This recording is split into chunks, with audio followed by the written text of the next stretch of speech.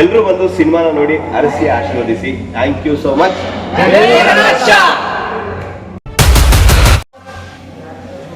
ಎಲ್ರಿಗೂ ನಮಸ್ಕಾರ. ನಾನು ನಿಮ್ಮ ಪ್ರೀತಿಯ ಕಾಮಿಡಿ ಕಿಲಾಡಿಯ ಸೀರುಂಡೆ ರಘು. ಇವತ್ತು ಯಲ್ಲಮ್ಮನ ಗುಡ್ಡ, ಯಲ್ಲಮ್ಮ ತಾಯಿ ಆಶೀರ್ವಾದ ಪಡೆಯೋಣ ಅಂತ ಬಂದಿದ್ವಿ.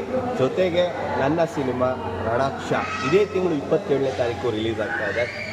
ಸೊ ತಾಯಿ ಆಶೀರ್ವಾದ ಪಡ್ಕೊಂಡಿದ್ದೀವಿ. ಇಡೀ ನಮ್ಮ ಸಿನಿಮಾ ತಂಡ ಇದೆ. ಹೀರೋ ಅಣ್ಣನ ಕ್ಯಾರೆಕ್ಟರ್ ಇದ್ದಾರೆ, ಹೀರೋಯಿನ್ ಅಣ್ಣನ ಕ್ಯಾರೆಕ್ಟರ್ ಇದ್ದಾರೆ, ಹೀರೋಯಿನ್ ಇದ್ದಾರೆ, ಹಾಗೆ ಕಥಾನಾಯಕಿ ಇದ್ದಾರೆ, ನಮ್ಮ ಡೈರೆಕ್ಟರ್ ಇದ್ದಾರೆ, ನನ್ನ ಸ್ನೇಹಿತನ ಕ್ಯಾರೆಕ್ಟರ್ ಮಾಡಿದವರು ಇದ್ದಾರೆ. ಸೊ ಭಾಳ ಸಂತೋಷ ಆಯಿತು. ಯಾಕೆ ಅಂತ ಹೇಳಿದ್ರೆ ನಾವು ದಾವಣಗೆರೆ ಹುಬ್ಳಿ ಕಡೆ ಪ್ರಮೋಷನ್ ಮಾಡ್ಕೊಂಡು ಹೊರಟಿದ್ವಿ.